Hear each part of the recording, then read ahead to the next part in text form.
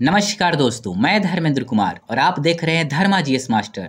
दोस्तों, आज से मैं एसए का एक नया सीरीज शुरू करने जा रहा हूं, जिसके माध्यम से हम लोग यह देखने का प्रयास करेंगे कि किसी टॉपिक को कैसे बेहतर तरीके से लिखकर आप बेहतर अंक प्राप्त कर सकते हैं। तो सबसे पहले हम लोग निबंध के अर्थ को समझने का प्रयास करेंगे, मतलब निबंध के टॉपिक का, और फिर इससे रिलेटेड कितने डायमेंशन हो सकते हैं उसको देखने का प्रयास करेंगे। और फिर नीचे हम लोग इसे विस्तार से लाइन बाय लाइन करने का प्रयास करेंगे और आप उस चीज़ को देखकर यह समझने का प्रयास करिएगा कि कैसे एक एस्से को बेहतर तरीके से लिखकर एक बेहतर अंक प्राप्त किया जा सकता है। तो चलिए शुरू करते हैं। सबसे पहले एक चीज़ और जान लीजिए कि हम लोग 70वीं बीपीएससी के मेंस में जितने भी निबंध का टॉपिक आए थे उन सब को पहले हम लोग करेंगे, उसके बाद हम लोग नए टॉपिक से शुरुआत करेंगे। तो आज का जो हमारा टॉपिक है वह 70वीं बीपीएससी के मेंस में आया हुआ है, बनले के साथी सब केहू है और औरी बिगड़ले के केहू नहीं। अब देखिए इसको कैसे आप लिखेंगे। तो देखिए सबसे पहले इसका हम लोग अर्थ समझेंगे, फिर शॉर्ट में इसमें कितने डायमेंशन होना चाहिए यह समझेंगे और फिर इसको विस्तार से हम लोग करने का प्रयास करेंगे। तो चलिए पहले अर्थ समझते हैं। दोस्तों, हमारे चैनल को सब्सक्राइब जरूर कर लें और टेलीग्राम से आप जुड़ जाएं। चलिए शुरू करते हैं।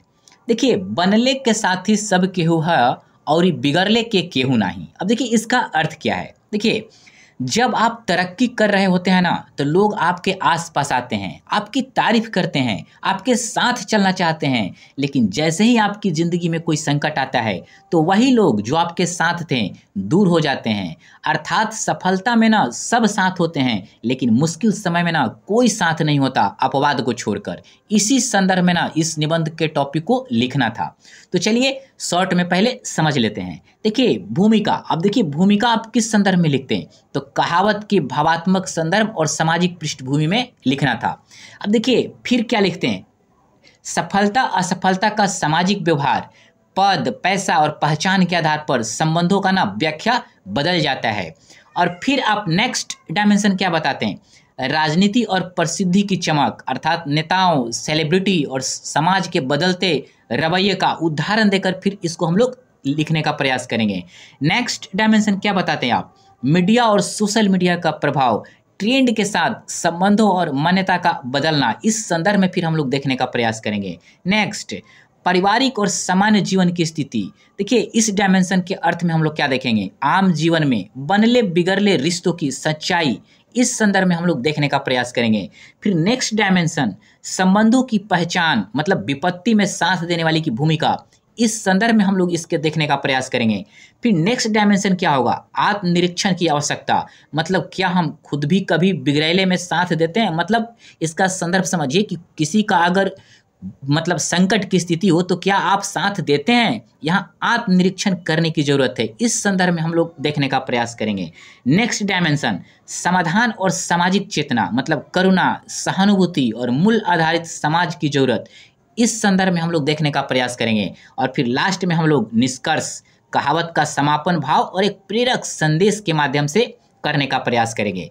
मतलब इतने डायमेंशन में इस निबंध को यदि आप लिखते हैं तो काफ़ी ज़्यादा बेहतर अंक प्राप्त कर सकते थे, 70+। अर्थात यदि तीनों निबंध को बेहतर तरीके से लिख दिया जाए तो 210, 220 या 30 तक नंबर पा सकते हैं। इस चीज़ को ध्यान रखिएगा। तो चलिए शुरू करते हैं विस्तार से इस टॉपिक को। चलिए सबसे पहले भूमिका, एक बेहतर लाइन से हम लोग लिखने का प्रयास करेंगे। जब तलक हाथ में चमक थी तो आईने भी साथ थे, धुंधली सी परछाइयों ने पहचानने से इनकार कर दिया। अब देखिए इसका अर्थ क्या है, जब तक आपके पास ना रोशनी, पैसा, शोहरत होती है, मतलब आपकी पहचान बेहतर होती है, तब तक देखेंगे ना सब आपकी तरफ देखते हैं। लेकिन जैसे ही वह मतलब जो रोशनी की चमक है ना, चाहे आपकी हालत जब खराब हो जाएगी तो वही लोग ना आपको अनदेखा करने लगते हैं। इस पंक्ति का यही अर्थ है। फिर आप पैरा चेंज करेंगे और लिखेंगे कि हम सभी ने कभी ना कभी यह अनुभव जरूर किया है, जब जीवन में सब कुछ अच्छा चल रहा होता है तो लोग खुद ब खुद करीब आते हैं, तारीफ, अपनापन और साथ हर ओर से मिलता है, लेकिन जैसे ही हालत बिगड़ते हैं वही चेहरे बदल जाते हैं। कहने का तात्पर्य क्या है? देखिए, ज़्यादातर लोग ना आपके फ़ायदे में आपसे रिश्ते निभाना पसंद करते हैं। जब आप ताकतवर होते हैं, जब आपके पास शोहरत होता है, तो लोग सोचते हैं कि आपके पास से उन्हें कुछ मिलेगा। लेकिन जैसे ही आप कमज़ोर हो जाते हैं, मतलब आपकी शोहरत समाप्त हो जाती है, आपके पास पैसे नहीं होते हैं, तो लोग सोचते हैं कि आप ना उनके लिए बोझ बन गए हैं और इसलिए ना वो दूर होने लगते हैं आपसे। इस बात को समझ गए होंगे। नेक्स्ट, यह अनुभव सिर्फ किसी एक व्यक्ति की कहानी नहीं, बल्कि एक सामाजिक प्रवृत्ति है जिसे हमारी लोकवाणी ने बेहद सटीक शब्दों में कहा है, बनले के साथी सब केहू ह और बिगड़ले के केहू नहीं। देखिए, आप देखेंगे ना कि यह एक सामाजिक प्रवृत्ति है। कुछ अपवादों को यदि आप छोड़ देंगे ना, कुछ लोगों को, तो अधिकांश लोगों की यही प्रवृत्ति है कि आप जब बेहतर हैं तो दुनिया आपके साथ है। जैसे ही आप कमज़ोर पड़ेंगे किसी भी फील्ड में, तो लोग आपको ना बिल्कुल छोड़ देंगे अकेले और कोई आपको पूछने नहीं आएगा। इसी संदर्भ में ना हमारे पूर्वजों द्वारा मतलब यह बात कही गई है कि बनले के साथी सब केहू ह और बिगड़ले के केहू नहीं। मतलब आप यदि अच्छे हैं तो बहुत अच्छे, लेकिन जैसे ही आप कमज़ोर हो गए, चाहे आपकी स्थिति खराब हो गई, तो उस व्यक्ति के लिए ना आप बोझ बन जाते हैं। मतलब आपके साथ कोई नहीं दिखेगा। नेक्स्ट, पैरा चेंज करके, सफलता हमारे समाज में किसी शक्ति की तरह है। जो ऊपर होता है उसे सब देखना चाहते हैं, जो नीचे गिरता है उसे कोई देखना नहीं चाहता। अब देखिए, इसको ऐसे समझिए। देखिए, सफलता ना समाज में एक प्रकार से चुंबक की तरह होता है। अब देखिए, जिस तरीके से लोहे के टुकड़े चुंबक की तरफ कैसे खींचते हैं, वैसे ही लोग भी ना सिर्फ उसी के पास जाते हैं जो सफल दिखता है, लेकिन जैसे ही आप असफल हो जाते हैं उसकी तरफ कोई नहीं देखता है। और यही हमारे समाज का ना आप देखेंगे, अपवाद को छोड़ देंगे तो यह स्वभाव बन गया है, मतलब यह प्रवृत्ति दिखती है।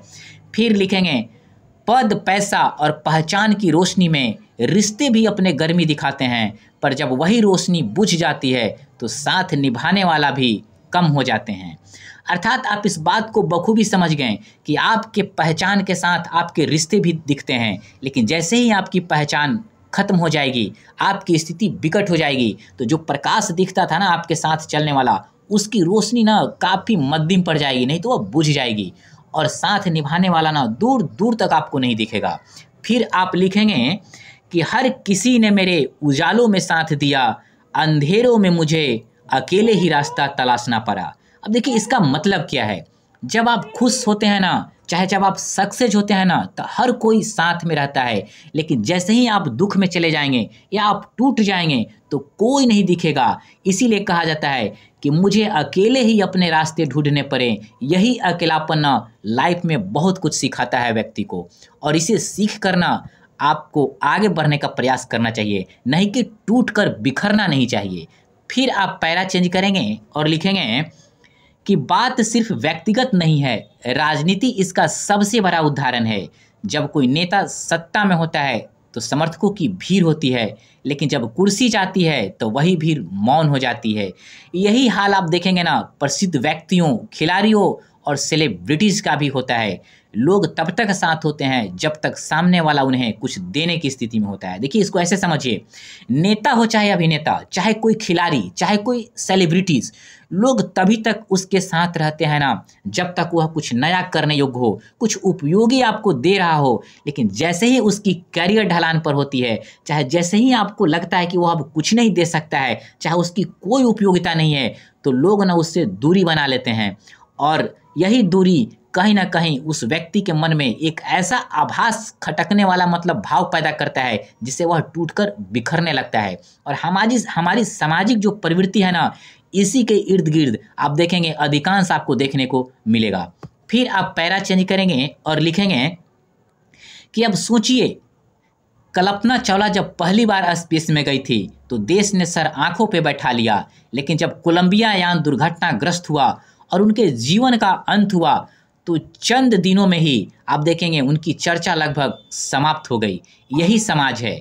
अब देखिए, यह कहना क्या चाहता है, इसको थोड़ा ना अलग संदर्भ में समझिए। देखिए, जब कल्पना चावला स्पेस में गई, मतलब आप कोई बड़ा काम करते हैं ना तो हर कोई उसका दीवाना होता है, लेकिन जैसे ही आप मतलब कुछ हो जाएगा, लेकिन मतलब कल्पना चावला के संदर्भ में हम लोग समझते हैं, जैसे ही कल्पना चावला मतलब एक प्रकार से मर गई या दुर्घटनाग्रस्त हो गई, तो आप देखेंगे ना कि धीरे धीरे लोग ना उनको भूल गए। मतलब इसको आप एक अलग संदर्भ में देखिए कि कोई व्यक्ति यदि बहुत बेहतर करता है, लेकिन जैसे ही समाज से वह दूर चला जाता है या उसको कुछ हो जाता है, तो समाज ना चंद दिनों में ही उसे ना भूल जाती है। और यही हमारी समाज की ना सच्चाई है।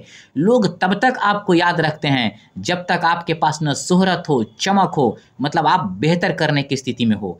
कहने का तात्पर्य है, जहाँ जीवन की चमक हो वहीं लोग रुकते हैं, जहाँ जीवन की चमक नहीं हो लोग वहाँ से ना रुकते नहीं, वहाँ से भागना पसंद करते हैं। और आप भी बखूबी इस बात को बिल्कुल समझते हैं। और समाज में ना इस तरीके के उदाहरण भरा पड़ा है, जिधर देखेंगे ना इस तरीके के उदाहरण आपको दिख जाएंगे। फिर पैरा चेंज करेंगे।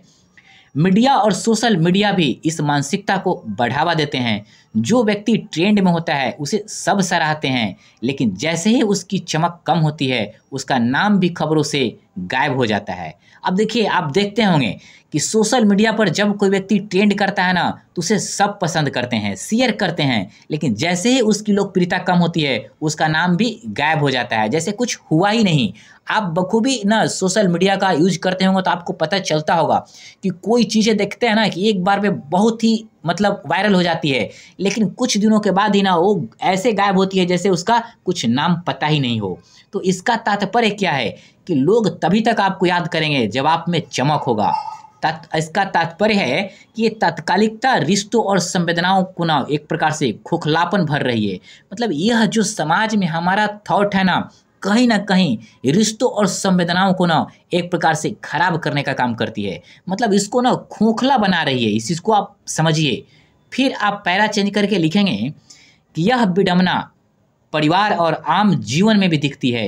एक छोटा दुकानदार जब मुनाफे में होता है तो मोहल्ले वाले उसे सेठ जी कहते हैं, पर जब दुकान बंद होते ही पहचान भी बदल जाती है। अब देखिए, अगर कोई गांव में आप समाज में आप देखेंगे कि कोई बहुत ज़्यादा कमा रहा है, चाहे बहुत बड़ा आदमी है, तो लोग ना उसके इर्द गिर्द होते हैं। एक बार कहेगा ना लोग उसके मदद करने के लिए तैयार रहते हैं, सब उसकी इज्जत करते हैं। लेकिन जैसे ही उसकी स्थिति खराब होती है, आमदनी कमज़ोर होती है या स्थिति खराब हो जाती है, तो आप अगल बगल की तो बात छोड़ दीजिए, जो आपके रिश्तेदार होते हैं ना, चाहे जो आपके करीबी, सब धीरे धीरे ना आपसे किनारा कर लेते हैं। देखिए, यदि आप बहुत सिंपल हैं, आपके पास पैसे नहीं है, किसी से आप मांग कर देखिए 500 रुपया भी, लोग ना दूर भाग जाएंगे। वो कहेंगे ना मेरे पास पैसे नहीं है। लेकिन आप यदि लखपति व्यक्ति हैं, बहुत पैसा है, किसी से मांगिए कि मुझे अभी 5,000 रुपये की ज़रूरत है, वो 5,000 की जगह पर ना आपको 10,000 देगा। तो स्थितियों के हिसाब से ना लोगों की थॉट चेंज हो जाती है। इसको एक और संदर्भ में समझते हैं। कॉलेज में टॉप करने वाले को लोग ना जानने लगते हैं, लेकिन जो फेल हो जाता है ना उसका नाम की जगह अच्छा वह है, अच्छा यह है ना, इस तरीके की प्रवृत्ति। मतलब टॉप करने वाले को सब कोई जानता है, लेकिन बेचारा जो फेल हो गया, मतलब जिसकी स्थिति खराब हुई, उसकी कोई नहीं पूछता है। लेकिन ज़रूरत होता है कि जो बेचारा असफल हो गया ना उसको भी आप सहारा दें, उसको भी ना आप संवेदनाएं उसको प्रकट करें। मतलब उसके कंधे पर भी हाथ रखकर उसे समझाएं कि हमेशा कोई टॉप नहीं होता और हमेशा लाइफ में कोई फेलियर नहीं होता। जो एक दिन टॉप है ना वह भी हो सकता है एक दिन फेल कर सकता है, और जो एक दिन फेल हो रहा है ना वह भी एक दिन टॉप कर सकता है। तो आप ना परिस्थितियों को समझिए और परिस्थितियों को समझकर लोगों के साथ ना रिश्ते को बनाइए, और उसके साथ ना एक प्रकार से सहानुभूतिपूर्ण अपना रिश्ते को बनाए रखने का काम करिए, जबकि होता ऐसा नहीं है। फिर आप पैरा चेंज करेंगे और लिखेंगे कि परंतु इन तमाम अनुभवों के बीच कुछ चेहरे ऐसे भी होते हैं जो विपरीत परिस्थितियों में भी साथ नहीं छोड़ते हैं। वो माँ का हाथ, वो पिता की चुप सहमति, वो दोस्त का अचानक आया मैसेज, यही वो रिश्ते हैं जो नाम से नहीं आत्मा से जुड़ते हैं। अब देखिए, जब आपकी विकट स्थिति आ जाती है ना तो कुछ रिश्ते ऐसे होते हैं ना जो आपको कभी नहीं छोड़ते हैं। जैसे माँ का साथ हो, मतलब माँ की जो मतलब साथ होता है ना, इस रिश्ते का बराबरी तो कोई रिश्ता कर ही नहीं सकता। बाप का रिश्ता हो, जो बाप की अगर चुप्पी भी होती है ना तब भी आपके लिए ना सहमति ही होती है। लेकिन अगर कोई आपका कोई पुराना बेहतर दोस्त हो और वह यदि आपको विपरीत परिस्थितियों में कोई मैसेज करता है, चाहे कोई सूचना देता है, तो कहीं ना कहीं आपको ऐसा लगता है कि कोई आपको ना एक प्रकार से एक सहारा दे दिया एक बेहतर तरीके से, और यही असली रिश्ता होता है जो कभी भी ना बदले। मतलब चाहे आपकी स्थिति अच्छी हो चाहे आपकी स्थिति खराब हो। कहते हैं ना कि समय का सच यही है कि दुनिया फायदे की होती है, लेकिन कुछ रिश्ते ऐसे होते हैं जो सिर्फ दिल से जुड़े होते हैं। आप उन्हें संभाल कर रखिए, क्योंकि वही असली सहारा होते हैं जब आपको दुनिया ना साथ छोड़ देती है। फिर लिखेंगे कि असली रिश्ते वही होते हैं जो दर्द में मुस्कुराते हैं, वरना खुशी में भी तो तमाशा बीन भी गले लगाते हैं। अब देखिए इसका अर्थ क्या हुआ। जब आप दुख में होते हैं और कोई आपके पास आता है तो आपका दर्द में भी साथ देता है, लेकिन कौन? जब सच्चा आपके साथ मतलब रिश्ता रहेगा वही। लेकिन यदि आप बेहतर है ना, तो जो आपको मतलब एक प्रकार से सही तरीके से नहीं भी समझ पा रहा है ना, वह भी आपसे ना बेहतर लगाव के तौर पे रखेगा। मतलब ना आप जब खुश हैं बेहतर हैं तो वैसे लोग भी आपको गले लगाते हैं, लेकिन दुख में जो टिके वही अपनों का ना एक प्रकार से ना असली आपका मतलब दोस्त होता है, चाहे असली आपका संबंधी होता है। इसका यही अर्थ हुआ। फिर पैरा चेंज करेंगे और आप लिखेंगे कि ये वही लोग हैं जो आंधियों में भी हमारे लिए दीवार बन जाते हैं। ये रिश्ते ना किसी पद से जुड़े होते हैं, ना किसी पैसा से, ये आत्मा से जुड़े होते हैं। अब देखिए यह किसकी बात करता है? माँ का, पिता का, एक बेहतर दोस्त का, मतलब जो आपको विकट परिस्थितियों में भी आपके साथ होता है ना, उसकी बात कर रहा है। यही कारण है कि कठिन समय सिखाता है कि कौन सिर्फ नाम का था और कौन दिल से। अर्थात जब संकट का समय आता है ना, तो कौन बस आपका नाम का दोस्त था, कौन नाम का रिश्तेदार था, और कौन सच में आपकी परवाह करता था, सारी नकाब न उतर जाती है और जो असली लोग होते हैं ना वही सामने आते हैं। और जो नकाब पोष तरीके के आपके लाइफ में लोग होंगे ना, उनकी नकाब आपकी विपरीत परिस्थितियों में जरूर उतर जाती है, और उसी समय आप यह समझ पाते हैं कि कौन आपका अपना था और कौन आपका पराया। फिर पैरा चेंज करेंगे और लिखेंगे कि हमारे समाज को एक बार फिर उसी मूल्यबोध की ओर लौटने की आवश्यकता है जो कभी राम सुग्रीव की मित्रता, भरत के त्याग और करुणा के रिश्तों में दिखता था। अब देखिए यह कहना क्या चाह रहा है, मतलब आज के जो रिश्ते हैं ना, अधिकांश, अपवाद को छोड़ दीजिए, देखिए अपवाद की कोई बात कभी नहीं करता, लेकिन अधिकांश रिश्ते ना स्वार्थ पे टिके होते हैं। चाहे वो आपका दोस्ती का रिश्ता हो चाहे प्यार का रिश्ता हो, अपवाद को हम कभी नहीं लेंगे। लेकिन पुराने समय में आप देखेंगे ना, दोस्ती त्याग और समर्पण का ना प्रतीक होती थी। आप देख लीजिए भरत का, देख लीजिए रामायण में आप देखे होंगे कि त्याग और करुणा का ना यह मिसाल कायम करता है। राम और सुग्रीव की मित्रता को आप देख लीजिए, कहीं ना कहीं समर्पण का ना एक मिसाल पेश करता है। मतलब एक ऐसा अपनापन जो निस्वार्थ भावना वाले रिश्तों की जरूरत है। मतलब वैसे रिश्ते की तरफ हमें बढ़ने की जरूरत है जो बिल्कुल निस्वार्थ हो और बिल्कुल अपनापन तरीके का हो। फिर आप लिखेंगे कि हमें अपने बच्चों या मतलब आने वाले पीढ़ियों को यह सिखाना होगा कि किसी को उसकी विफलता से नहीं, उसके संघर्ष से परखो। अब देखिए इसका तात्पर्य क्या है, किसी की हार देखकर ना कभी मत आकिए, बल्कि आप देखिए कि उसने कितना मेहनत किया, कितना कष्ट झेला। जो लड़ता है ना वही असली योद्धा होता है, चाहे हार क्यों ना जाए, लेकिन वह इज्जत का हकदार होता है। इसीलिए देखिएगा ना कि युद्ध में अगर कोई योद्धा मारा भी जाता है ना, तो उसे वीर गति के नाम से संबोधित किया जाता है। तो आप इस बात को ना ध्यान रखिए कि कोई व्यक्ति भले ही अपनी लाइफ में सक्सेस ना करे, लेकिन उसकी मेहनत से उसको याद करिए। चाहे वह हार जाए, लेकिन वह सच्चा इज्जत का हकदार होता है और आप उसका सम्मान जरूर कीजिए। फिर पैरा चेंज करेंगे और लिखेंगे कि ऐसे उदाहरणों की भी आज कमी नहीं है। जब किसी किसान का बेटा आईएएस बनता है तो गांव वाले उसके साथ खड़ा हो जाता है, पर यदि वही बेटा नौकरी की दौड़ में पिछड़ जाए तो ताने कसने वाले सबसे पहले पड़ोसी ही होते हैं। अब देखिए इस चीज़ को ऐसे समझिए, सफलता में ना सब कोई आपके साथ होगा, चाहे गांव हो, चाहे पड़ोसी हो, चाहे रिश्तेदार हो। क्यों? क्योंकि ना उसे अब आपके प्रति ना एक स्वार्थ का भाव दिखता है। भले ही उसको आपसे जलन हो, लेकिन आप जब सक्सेस करेंगे ना तो आपके पीछे पीछे जाएगा। लेकिन जैसे ही आप लाइफ में मतलब सक्सेस नहीं किए तो सामने वाला व्यक्ति, खास करके जो आपका बहुत करीबी होगा, पड़ोसी होगा, रिश्तेदार होगा, सबसे पहले ताना वही कसेगा। क्या कहेगा? अरे हम तो सब जानते थे, ये पढ़ने थोड़ी गया था बाहर, ये तो बस लंद फंद कर रहा था। मतलब वही आपको बोलेगा। क्यों बोलेगा? क्योंकि वो लोग ना अंदर से ना जलते हैं। जलते हैं क्या? मतलब आप जब असफल होते हैं ना, तो उनको मौका मिलता है आपको नीचे दिखाने का। मतलब समाज में ये मानसिकता ना समाज को ना एक प्रकार से खोखला कर रही है, जबकि इस मानसिकता से निकलने की जरूरत है। मतलब इस मानसिकता को बदलने की जरूरत है। तभी ना एक समाज ना समृद्ध समाज बनकर एक बेहतर राष्ट्र का निर्माण कर सकती है। कहते हैं ना कि एक व्यक्ति जो खुद को बेहतर बनाए, बेहतर थॉट को रखे, तो एक बेहतर समाज का निर्माण कर सकता है। एक बेहतर समाज ना एक बेहतर राष्ट्र का निर्माण कर सकता है, और एक बेहतर राष्ट्र ना एक बेहतर विश्व का निर्माण कर सकता है। जरूरत है ना थॉट को बदलने की। कहते हैं ना कि नज़र को बदलिए, नज़ारे बदल जाएंगे, सोच को बदलिए, सितारे बदल जाएंगे। तो सोच को बदलने की जरूरत है। अगर कोई असफल भी हो गया तो ताने मारने की क्या जरूरत है? आप उसके साथ ना सिंपैथी का मतलब बात करिए, उसे सहारा दीजिए, उसे समझाइए, कहिए कि ना आप भले ही हार गए लेकिन आप ना असली योद्धा हैं। फिर आप लिखेंगे, ऐसे में मानसिक स्वास्थ्य पर भी असर पड़ता है और व्यक्ति खुद को अकेला महसूस करने लगता है।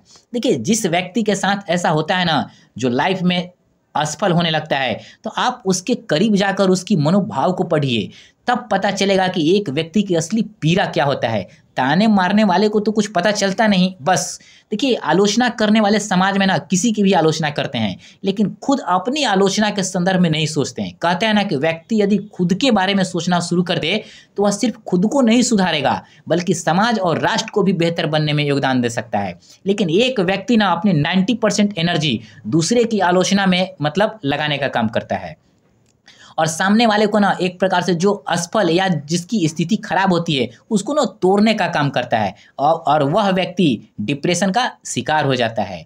फिर पैरा चेंज करेंगे और लिखेंगे, इसलिए हमें एक ऐसा वातावरण तैयार करना होगा जहां असफलता को गाली नहीं, सहारा मिले। अब देखिए, जहां लोग साथ देने को मजबूरी नहीं, संवेदना माने। अब देखिए कैसे? देखिए, हर कोई लाइफ में सब सक्सेस नहीं कर सकता। एक चीज़ की एग्जांपल लीजिए, बीपीएससी में इस बार 2000 प्लस सीट है, तो 20,000 लोग मेंस दिए हैं, तो क्या सभी लोग सक्सेस कर जाएंगे? नहीं ना, करेंगे सिर्फ 2000 प्लस ही, मतलब 2000 जितना भी सीट हो। लेकिन यदि किसी को मतलब लाइफ में सफलता नहीं मिला, तो उसके अंदर भी ना एक इमोशन होता है, एक भाव होता है, एक इंसानियत होता है। तो हम ना किसी व्यक्ति को ना उसकी असफलता से नहीं देखें। मतलब असफल व्यक्ति को आप नीचा मत दिखाइए, बल्कि उसके हाथ को पकड़ कर ना उसे आप समझाइए, उसके प्रति ना आप संवेदनशील और बेहतर रवैया अपनाइए, तभी उसको अच्छा लगेगा और वह व्यक्ति फिर उठकर ना बेहतर प्रयास करेगा। लेकिन एक तरफ वो टूट गया और उसे लोग तोड़ने का प्रयास करते हैं, तो यह नहीं होना चाहिए। अर्थात समाज का निर्माण तभी सशक्त होगा जब हम रिश्तों को स्वार्थ से नहीं, संवेदना से जोड़ेंगे, है ना। मतलब समाज को ना यदि आपको बेहतर बनाना है ना, तो समाज को ना आप किसी भी व्यक्ति को उसकी सफलता और असफलता से मत देखिए, बल्कि आप ना उसकी बिहेव, उसकी व्यवहार, उसकी समझ के आधार पर उसको तौलिए। और आप ना बिल्कुल ना एक प्रकार से रिश्ते में, चाहे समाज की किसी भी प्रकार का रिश्ता हो, आप ना पूरी तरीके से इमोशनल मतलब संवेदना और करुणा और त्याग और समर्पण के भाव से जुड़िए, किसी से भी यदि आप जुड़ते हैं तो। फिर नेक्स्ट पैरा हम लोग लिखेंगे कि आज के समय में रिश्ते तत्कालिक हो गए हैं। अब देखिए, मोबाइल की तरह जब नेटवर्क है तो बात होती है, जैसे ही सुविधा गई रिश्ता भी छूट गया। आप इसको ऐसे समझिए। देखिए, आज के समय में ना आप देखेंगे ना रिश्ते तत्कालिक, मतलब ना आपकी अच्छी स्थिति तो आपके साथ है। एक एग्जांपल इसीलिए मैं बताया हूँ कि मोबाइल से जब आप बात करते हैं, खास करके पहाड़ी एरिया में चले जाएंगे, चाहे वैसे गांव में चले जाइए जहाँ नेटवर्क ना आते जाता है, तो जैसे ही नेटवर्क खत्म होगा ना तो आपकी बात भी खत्म हो जाएगी। तो कहने का तात्पर्य है कि आप जब बेहतर है ना, आप जब सफल है ना, तो लोग आपके साथ बिल्कुल हैं। लेकिन जैसे ही लाइफ में आपके साथ कुछ गलत होगा तो वही लोग ना मोबाइल के नेटवर्क के समान ना कट जाएंगे और फिर ना वो रिश्ते खत्म हो जाती है। अब देखिए, हमें यह समझना होगा कि इंसान को केवल उपलब्धियां नहीं, सहानुभूति भी जरूरत होती है। देखिए, जीवन सिर्फ जीतने का नाम नहीं होता है, और लाइफ है ना कोई हमेशा जीतता नहीं है, इस चीज़ को याद रखिए। सिकंदर इतना बड़ा मतलब विजेता था, फिर भी देखेंगे ना वह भी हारा था। ऐसा नहीं है कि कोई 100% जीतेगा ही। अर्थात आप इसको इस संदर्भ में समझिए कि जीवन सिर्फ जीतने का नाम नहीं है। हर इंसान ना अंदर से भावनाओं का एक पुतला होता है। यानी कहने का मतलब है कि उसे भी कोई चाहिए जो उसकी भावनाओं को समझे, उसके इमोशन को परखे, और यही सहानुभूति है और यही सबसे पहले ना लाइफ में ज़रूरी है। फिर आप पैरा चेंज करके लिखेंगे कि कई बार लोगों की चुप्पी भी उनके टूटने का संकेत होती है, पर हम उसे नज़रअंदाज कर देते हैं। कोई नौकरी नहीं पा रहा है, कोई परीक्षा में पिछड़ गया, कोई सामाजिक अपेक्षा पूरी नहीं कर सका। ऐसे समय में यदि एक हाथ उसके कंधे पर रख दिया जाए, कंधे पर, तो टूटने वाला ना संभल सकता है। अर्थात इस चीज़ को ना ऐसे समझिए। अब देखिए, कोई भी व्यक्ति यदि पूरी तरीके से ना उसको आप यदि छोड़ देंगे, विपरीत परिस्थितियों में नज़रअंदाज कर देंगे, तो क्या होगा, कहीं ना कहीं उसके साथ में एक प्रकार से क्या कर रहे हैं, अन्याय कर रहे हैं। मतलब अगर कोई अपने परिवार या समाज की उम्मीदों पर मान लीजिए खरा नहीं उतर पा रहा है, तो वह टूट जाता है। ऐसे में क्या होना चाहिए, ऐसे में बस किसी का, एक व्यक्ति का उसके कंधे पे हाथ रख देना, एक बेहतर तरीके से उसे बोल देना कि नहीं, आप जरूर करोगे, आप हारे हो तो क्या हुआ, फिर प्रयास करो, तो कहीं ना कहीं यह शब्द उसके जीवन को ना बदल सकता है।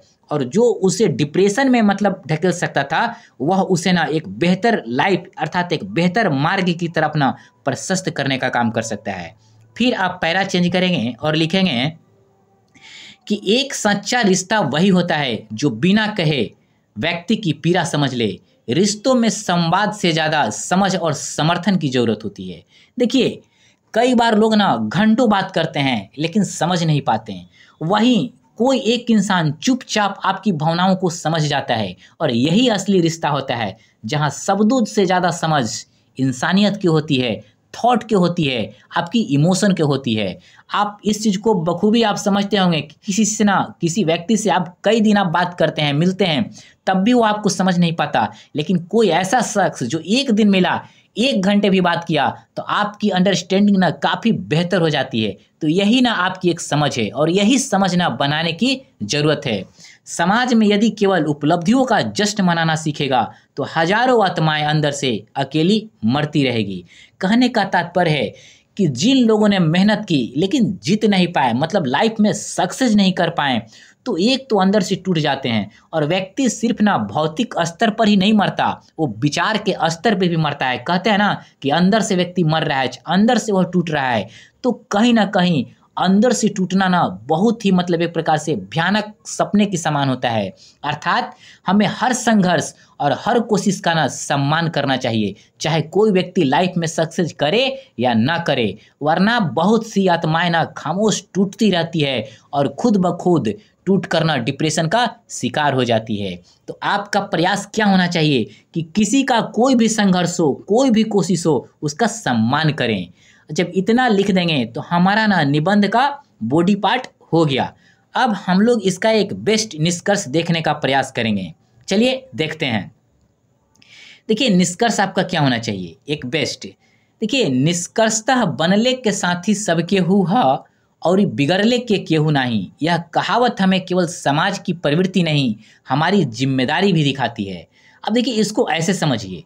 अब देखिए, यह कहावत हमें बताती है ना कि लोग सिर्फ सफल आदमी के साथ खड़े होते हैं, लेकिन हमारी जो यह सोच है ना, यह बदलनी चाहिए। क्योंकि हम में से हर किसी की यह जिम्मेदारी है कि जब कोई व्यक्ति टूट रहा हो या गिर रहा हो, तब आप उसका साथ दें।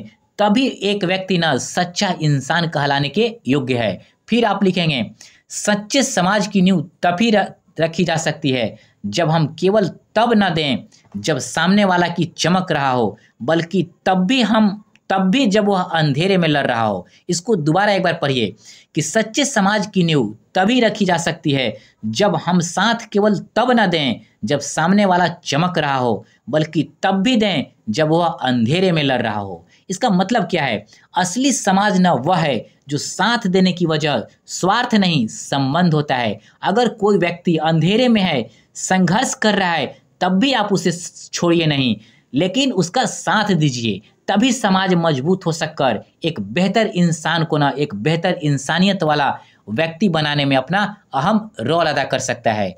फिर आप लिखेंगे कि अगर हम गिरते को थामें तो कल को कोई हमें और भी संभाल लेगा। कहने का मतलब है कि एक व्यक्ति के साथ, किसी के साथ ना एक जैसा स्थिति कभी नहीं होता। यदि आपके साथ कल विकट परिस्थिति है तो जो सामने वाला हंस रहा है, हो सकता है कल उसके साथ विकट परिस्थिति हो। तो कहने का मतलब है कि यदि आप किसी को सहारा देते हैं तो जब आपकी विपरीत परिस्थिति आएगी तो कोई और भी आपको सहारा देगा। मतलब गिव एंड टेक, मतलब एक्शन टू रिएक्शन। कहते हैं ना कि जैसा आप करेंगे वैसा ही आपको मिलेगा। इस बात को ध्यान रखिएगा। फिर लिखेंगे कि हमें अपने व्यवहार में करुणा, धैर्य और आत्मीयता लानी होगी। यदि हम किसी का अंधेरा बांट सकें तो हमारा उजाला भी सच्चा लगने लगेगा। अब इसको आप ऐसे समझिए, देखिए जो लोग सिर्फ आपकी सफलता से जुड़े होते हैं ना कहीं, मतलब नहीं, सॉरी, देखिए इसको दोबारा पढ़िए। हम अपने व्यवहार में करुणा, धैर्य और आत्मीयता लानी होगी। यदि किसी का अंधेरा बांट सकें तो हमारा उजाला भी सच्चा लगने लगेगा। अब देखिए इसका अर्थ क्या है। देखिए अगर हम किसी का दुख में भी सहारा बने, मतलब उसका परेशानी को थोड़ा बांटने का प्रयास करें, तो हमारी सबसे बड़ी अच्छाई कही जाएगी। कहते हैं ना कि जब किसी के विपरीत परिस्थितियों में आप उसका साथ देते हैं तो आपका जो वो रोल होता है ना, वह व्यक्ति कभी नहीं भूलता है। मतलब हमारी सबसे बड़ी अच्छाई क्या होती है, जब हम खुद किसी के लिए ना एक सहारा बनने का प्रयास करते हैं। मतलब हमारा खुद का जीवन तब और ज़्यादा बेहतर और माननीय लगेगा जब खुशी ना हम बांटते हैं। मतलब किसी के दुख को ना समझकर उसे ना बेहतर तरीके से, मतलब एक प्रकार से समझने का प्रयास करते हैं। उसके साथ ना समर्पण, त्याग और करुणा का भाव से रिश्ते को बनाने का प्रयास करते हैं। फिर आप लिखेंगे कि सफ़र में साथ वही चलता है जो मंजिल से नहीं हमसे मोहब्बत करता है। अब देखिए इसका अर्थ क्या हुआ। देखिए जो लोग सिर्फ आपकी सफलता से जुड़ते हैं ना, वो रास्ते में कभी भी एक साथ नहीं टिकते हैं। लेकिन जो लोग आपके साथ मतलब स्वभाव से जुड़े हैं, दिल से जुड़े होते हैं, वो हर हाल में आपके साथ चलते हैं, चाहे मंजिल मिले या ना मिले। मतलब आपकी सफलता और असफलता से वो आपकी तुलना नहीं करते हैं, बल्कि हमेशा वो आपके साथ रहते हैं। अर्थात इसे एक लाइन में समझिए कि साथ निभाने का मतलब यह नहीं कि जब सब अच्छा हो तब रहें। असली साथ तब होता है जब हालात बुरे हैं और फिर भी कोई आपका हाथ थामे। आप इस बात को बिल्कुल समझ गए होंगे। अर्थात एक लाइन में और आप समझ लीजिए कि जीवन की असली खूबसूरती ना उन्हीं रिश्तों में है जो सिर्फ सफलता नहीं, संघर्ष में भी साथ निभाए। दोस्तों इस निबंध को हम लोगों ने विस्तार से कर लिया। अब इस निबंध को हमने शॉर्ट रिवीजन नोट्स के लिए भी तैयार किया है। आप इसे एक नज़र आप देख लीजिए। भूमिका, मुख्य कहावत का भावार्थ, सामाजिक प्रवृत्ति, राजनीतिक उदाहरण, प्रसिद्धि का चेहरा, मीडिया और सोशल मीडिया, परिवार और आम जीवन, सच्चे रिश्ते, समाधान, निष्कर्ष। मतलब हमने इस निबंध को ना शॉर्ट रिवीजन के लिए भी आपको बना दिया है कि एग्ज़ाम टाइम में सिर्फ इसको पढ़ के ना पूरे निबंध के डायमेंशन को आप समझ के आप बेहतर निबंध ना लिख सकते हैं। तो दोस्तों आज से हमारी निबंध की शुरुआत हो गई है और सप्ताह में हम लोग 3 या 4 निबंध करेंगे और टॉपिक वाइज हम लोग करते चलेंगे और यह भी सीखने का प्रयास करेंगे कि एक निबंध को कैसे बेहतर लिखें कि 70+ नंबर हम लोग पा सकें। दोस्तों हमारे चैनल को सब्सक्राइब आप ज़रूर करें और शेयर ज़रूर करें और कमेंट करना बिल्कुल भी ना भूलें, जिससे हमें पता चले कि हम आपको जो पढ़ाते हैं आपको कैसा लगता है, क्योंकि इससे हमें पता चलेगा कि और क्या करने की ज़रूरत है। तो ठीक है दोस्तों, हमारे वीडियो देखने के लिए बहुत बहुत धन्यवाद।